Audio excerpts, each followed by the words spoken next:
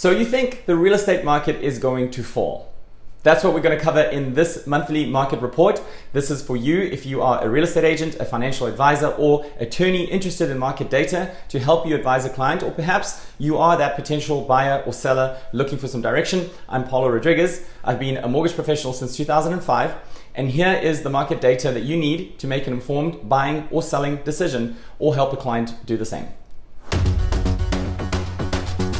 I want to start this month with the topic of inflation because that's what's dictating the state of the real estate market right now. I say that because inflation expectations impact mortgage rates, and that's what will ultimately drive our market.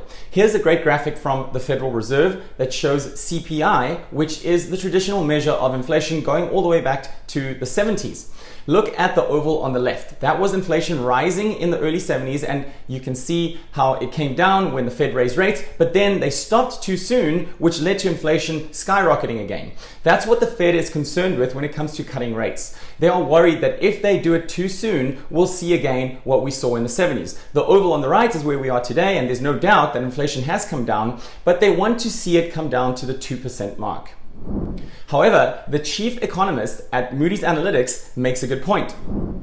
Policymakers now risk committing another policy area, this time by waiting too long to begin cutting interest rates. It's unclear why the Fed officials feel it necessary to take this risk. After all, they've all but achieved their dual mandate of full employment in the economy and low and stable inflation.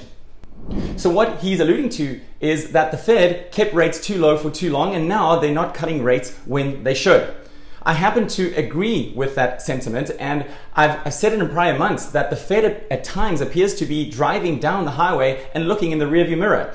They seem to exacerbate boom and bust cycles by taking action too late. Perhaps this is a product of allowing academics to make policy decisions instead of real battle-tested business leaders with real-life experience. That's just food for thought, and only time will tell just how right or how wrong the Fed has got it this time.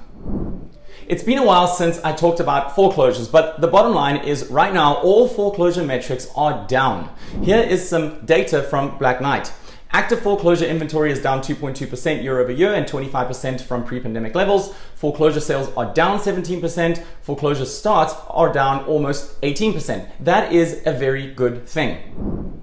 However, foreclosure activity has increased slightly over the last year, but nowhere near where the levels were leading up to 2020. Something important to remember is that 2020 and 21 were years in which we had a foreclosure moratorium for at least part of those years. It's only logical that foreclosure activity would be higher in the present day for that reason alone. All in all, over the last 5 years, there have been almost 1.5 million fewer foreclosures than in years prior, which is a phenomenal metric spurred on by the fact that people have a lot of equity and can sell if they run into trouble before they come into distress.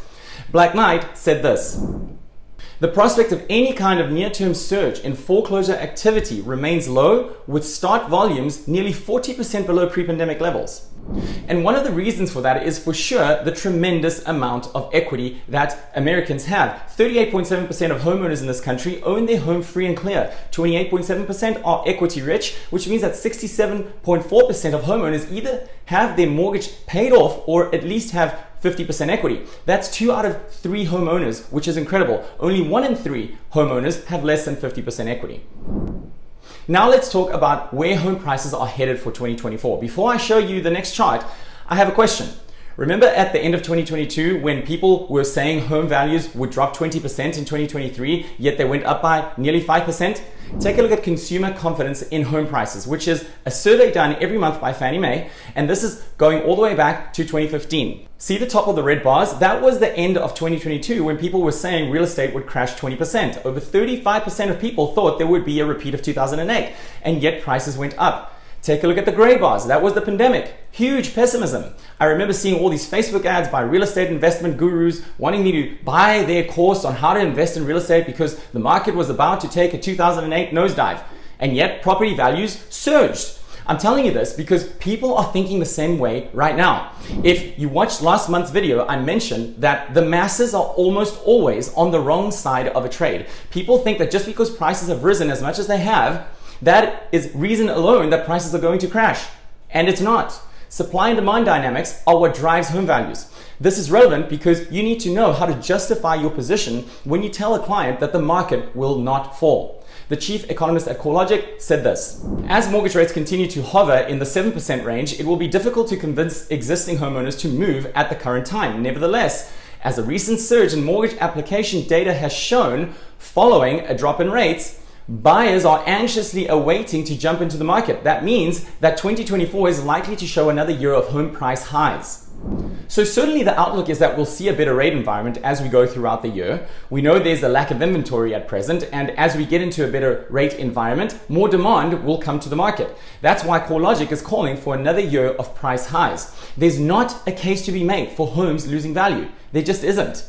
It's important to be able to articulate that to clients. And as a matter of fact, here is the latest update on 2024 home price forecast. In the past, I also used Realtor.com, but have chosen not to use them here because they only update their forecast every 6 months. So it only makes sense to show that when it's more recent. But the average price appreciation that Goldman Sachs, Mortgage Bankers Association, Zillow, Fannie Mae, Freddie Mac, the Home Price Expectation Survey, and the National Association of Realtors are showing is 3.2%. One thing that every one of these forecasts have in common is that every one of them also updated their original forecast upward. So I'll close with the Home Price Expectation Survey, which is a nationwide panel of 100 economists, real estate experts, investment, market strategists that come together once a quarter and answer the question, what do you think is going to happen to home values over the next 5 years? And here is their latest forecast as of Q1 this year for the years of 2024, 25, 26, 7, and 8. So it's very normal home price appreciation. There's no consensus out there from respected experts and economists that correctly forecast this type of thing that we'll see a drop in home values. Home values will remain up. That's a wrap for the April market report. I appreciate you listening in. Forward, subscribe, share. I'll be back next month. But before you go, if you're looking to purchase or refinance or know someone that is and would like a no-cost consultation with me personally, feel free to reach out and I'll be happy to analyze if your debt is structured in the most optimal way or if there is room for improvement. Thanks for watching. Bye for now.